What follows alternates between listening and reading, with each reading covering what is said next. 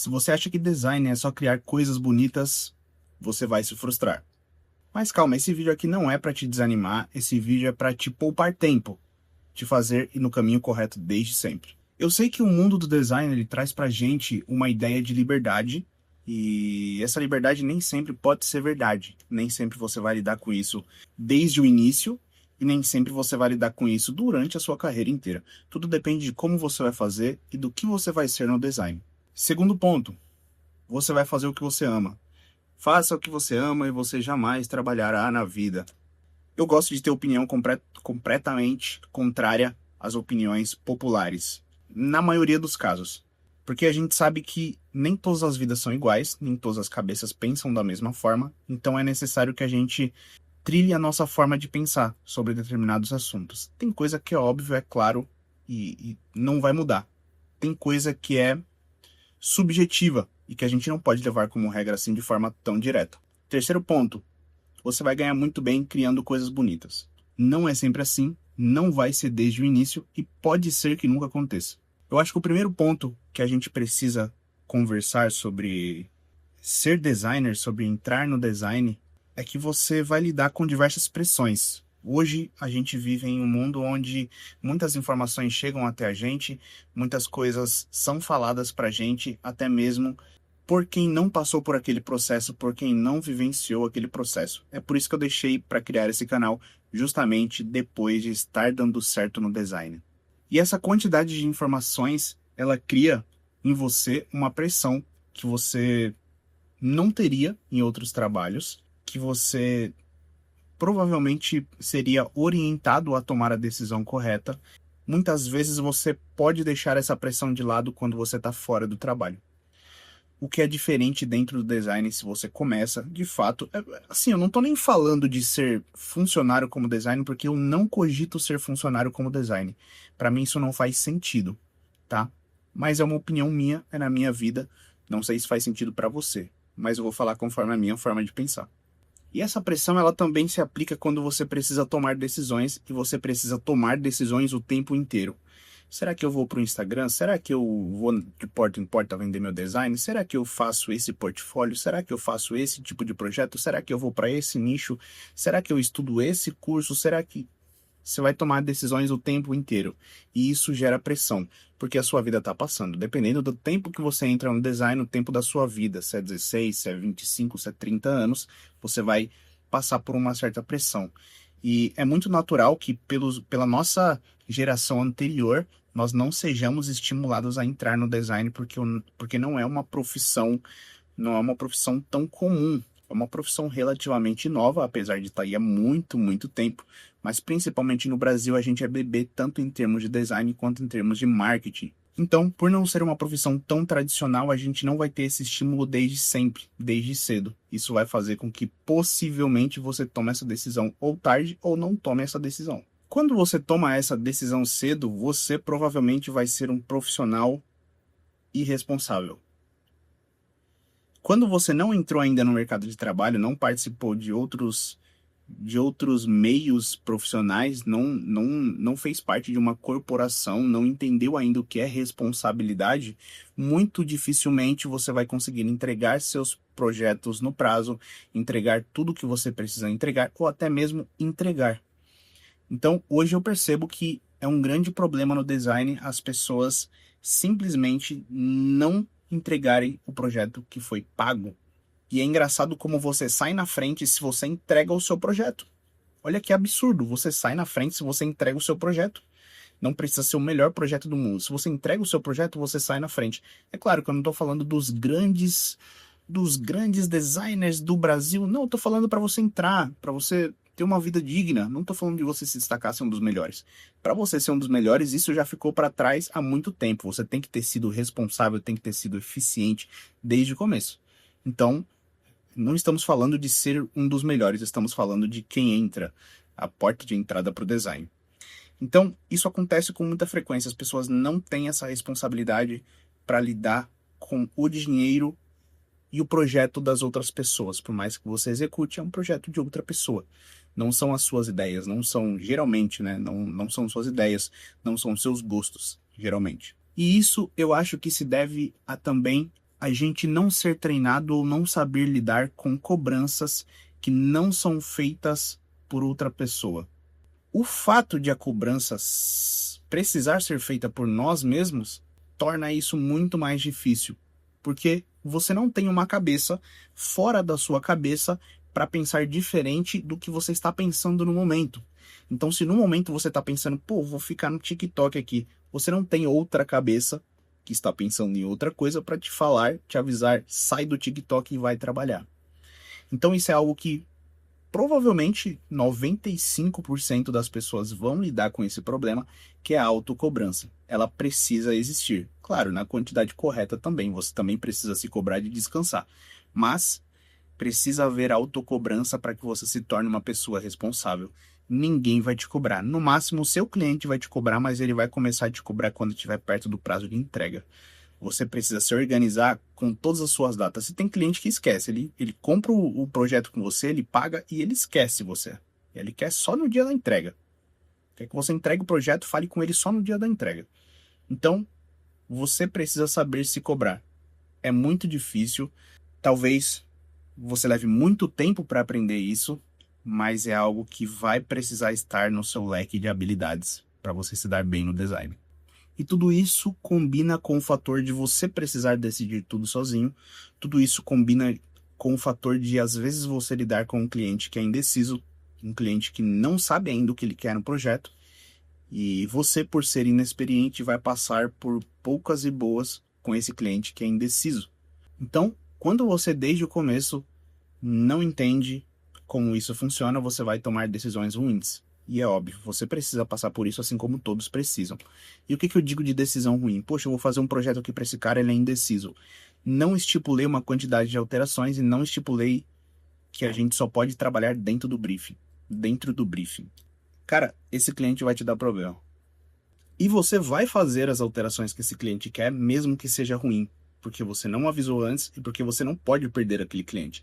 Quando você está no começo da sua carreira, você simplesmente precisa de todos os dinheiros possíveis, porque você não juntou dinheiro, você não se posicionou no mercado, você não fatura o suficiente para ter dinheiro sobrando, e isso faz toda a diferença. Então você vai fazer as alterações do cliente, o projeto vai ficar ruim, você vai precisar revisar projetos ruins feitos por você, e depois disso você precisa manter a consistência de qualidade no projeto que não está bom, está ruim, e você não gostou, você precisa dar um jeito de entregar aquilo com qualidade, mesmo que seja o gosto ruim do cliente, porque você ainda não sabe se posicionar, você ainda não sabe falar não para o cliente, você ainda não sabe, antes de chegar na assinatura do contrato, você não sabe posicionar o cliente de que o seu projeto ele é feito de forma limitada dentro de regras. Seu projeto precisa ter regras para que ele funcione bem. Quem é o profissional, obviamente, é você, não é o seu cliente. Por mais que a gente precise ouvir o cliente em alguns pontos, afinal, o cliente ele pode ser o consumidor do próprio produto também, e a gente nem sempre é o consumidor do próprio produto, é interessante que a gente ouça um pouco o nosso cliente. Mas não em tudo, tem coisa que é técnica, tem coisa que é teórica, e a gente precisa dominar essa técnica e essa teoria para que a gente aplique no projeto do cliente. Senão não faria sentido ele estar contratando o nosso trabalho. Então tudo isso vai te cansar, não tem o que fazer. É muito importante que você tenha contas para pagar e que o design esteja pagando suas contas, porque isso te traz satisfação. Ah, mas eu não vou evoluir porque eu vou ficar fazendo a mesma coisa o tempo inteiro e projeto ruim, isso, aquilo, outro. Cara, é incrível como só de você não parar de executar projetos você evolui. Você evolui. É claro que nem sempre é o suficiente, mas você sempre evolui. Talvez você evolua em tempo de produção, talvez você evolua em processo, seu processo fique mais claro dentro do que você faz. Talvez você evolua referências, talvez você evolua em atendimento, diversas coisas você vai evoluir. Mas é necessário que você vá aos poucos buscando um pouco mais de conhecimento. Também não precisa acelerar, a vida não vai acabar amanhã, eu acho. Tem dias, eu acho que todos os designers falam isso e vão falar. Mas tem dias de fato que você não consegue fazer nada. Nesse dia que você não consegue fazer nada, você vai se enrolar, mas é importante que você saiba se enrolar. Por exemplo, poxa, tem um projeto para entregar daqui a 2 dias. Eu não consegui trabalhar hoje. e amanhã eu preciso limpar a casa, preciso fazer comida, preciso trabalhar, preciso, enfim, fazer diversas coisas. Se você entende que o seu trabalho banca todas essas coisas, você precisa primeiro executar o seu trabalho para depois executar essas tarefas.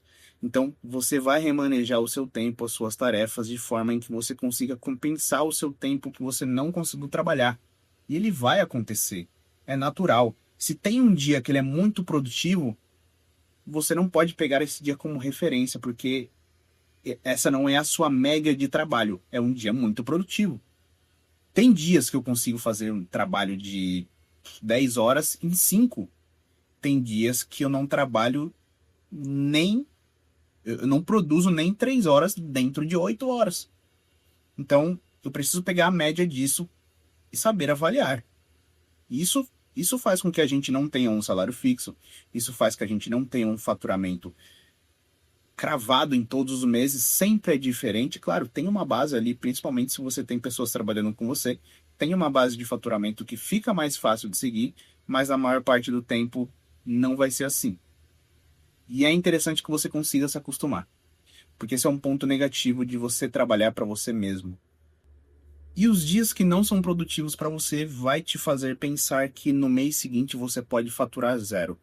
Se você faturou 3, 5, 10 esse mês, o dia que você não produzir, você vai pensar que no mês seguinte você vai faturar 0.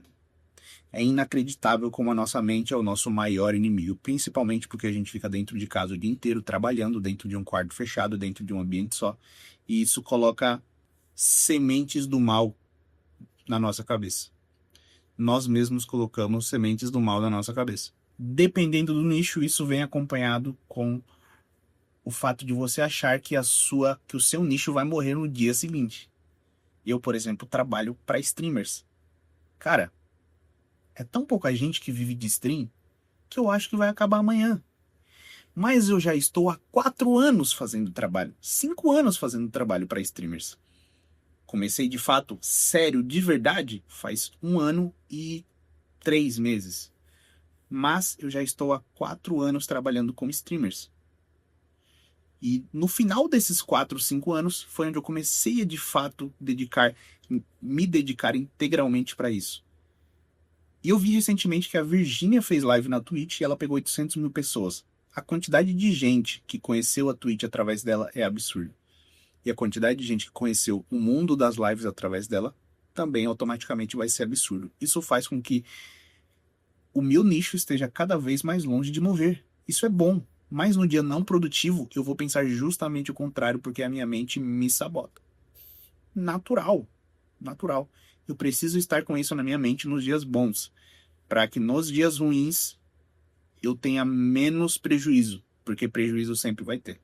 E o ponto principal para você passar por tudo isso, eu acredito que seja você gostar do que você faz. Por mais que nem sempre vai ser gostoso, nem sempre vai ser prazeroso, mas os pequenos momentos de prazer com o que você faz mantém todo o restante não prazeroso que você faz. Então, se hoje eu faço um projeto que eu falo, cara, que isso ficou incrível, eu amei esse projeto, é dentro de um tema que eu gosto muito, é dentro de um jogo que eu gosto muito, de um jogo que eu jogo, de um anime, sei lá. Esse dia ele vai sustentar, se você gosta, ele vai sustentar toda a parte ruim. Isso é bom pra gente, porque quando você tá num trabalho que você não gosta, quase não existe o dia que você fala que aquilo vai sustentar, se não o dia do pagamento. De repente, nem o dia do pagamento você fica feliz o suficiente para entender que aquilo vai sustentar o resto do mês. O que geralmente vai sustentar são os boletos atrasados que você precisa pagar e você não pode sair daquele emprego. Isso realmente motiva. Ah, mas você precisa ter uma rotina muito boa para lidar com isso. Você precisa ser um cara muito... Cara, não precisa. Essa é a grande realidade. Tem pessoas que são talentosas o suficiente, ou melhor, não digo nem talentosas. Tem pessoas que têm uma identidade tão forte que ela não precisa de disciplina, não precisa de rotina para fazer aquilo funcionar. Ah, mas acordar 5 da manhã e treinar até as 7 e almoçar 9 da manhã e tomar café meio-dia. Sei lá o que eu falei aqui, mas esse papo para mim nunca deu certo e eu acho que na minha vida nunca vai dar certo. Mas eu preciso entender o que dá certo pra mim. É claro que é interessante você ter uma rotina de trabalho, mas se você não conseguir, saiba que não é isso que muda o fato de você dar certo ou não. Você só precisa trabalhar. Encontre alguma forma onde você consiga trabalhar, consiga executar o que você precisa executar e vá adaptando. Pô, se você acorda meio-dia todos os dias, não é a melhor coisa do mundo. Mas tá bom, não vai deixar de fazer, não vai deixar de trabalhar, não vai deixar de postar, não vai deixar de procurar cliente. Vai funcionar, cara. Vai funcionar. Eu não tô dizendo que não é interessante não ter disciplina. Claro que é interessante, cara, mas é difícil, cara. Não é de um dia pro outro, não é de um mês pro outro, talvez não seja nem de um ano pro outro que você vai adquirir essa disciplina toda. Talvez nem seja assim que você vai adquirir a sua disciplina, e sim na necessidade. De repente você está morando numa casa onde está bagunçado, onde está sujo, e naquilo você vai adquirir a disciplina de limpar e se organizar, e isso, aquilo outro, vai acordar mais cedo porque amanhã eu vou ter que limpar. Então, é necessário entender que isso não é a engrenagem principal. A engrenagem principal é você fazer. Se for 2 horas da manhã, 2 horas da tarde, 9 horas da manhã, não faz diferença. Talvez faça, mas muito pouco. Muito pouco. Você precisa fazer. Bom, esse vídeo foi para falar um pouco sobre Esse vídeo foi para falar um pouco sobre a dificuldade de ser designer, mas não tem só ponto negativo, tem ponto positivo também, e eu vou falar sobre eles em outro vídeo. Eu espero que vocês tenham curtido, não desanimem, design é bom. Design mudou minha vida.